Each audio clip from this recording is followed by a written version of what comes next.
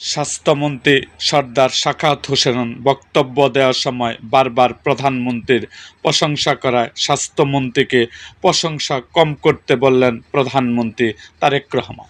শনিবার 18 এপ্রিল রাজধানীর উসমানী স্মৃতি মিলনায়তনে অনুষ্ঠিত উপজেলা স্বাস্থ্য ও পরিবার কল্যাণ কর্মকর্তা সম্মেলনে বক্তব্য দিতে গিয়ে স্বাস্থ্যমন্ত্রীর প্রশংসামূলক বক্তব্যের মাঝেই তাকে সংযত হতে বলেন প্রধানমন্ত্রী তারেক রহমান।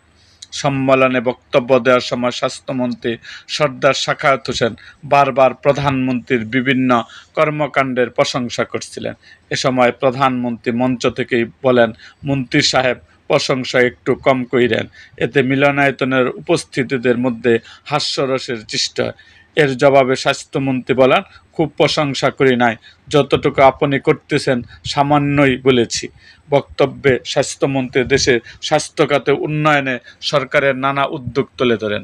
তিনি বলেন, জনগণের সুস্বাস্থ্য নিশ্চিত করতে হলে সংশ্লিষ্ট সবাইকে পরিবর্তনের অংশ হতে হবে এবং মানব সেবাকে কেন্দ্রবিন্দুতে রেখে কাজ করতে হবে।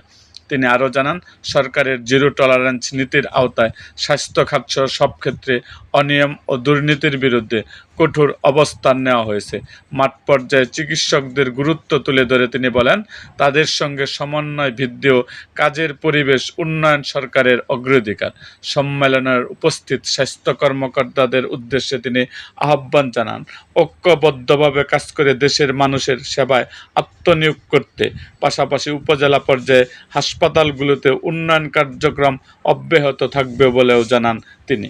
এরকম আরও ভিডিও পেতে আমাদের মুক্তাগাছার ইতিহাস মিডিয়া ইউটিউব চ্যানেলটিকে সাবস্ক্রাইব করুন এবং পাশে থাকা বেল আইকনটি বাজিয়ে দিন।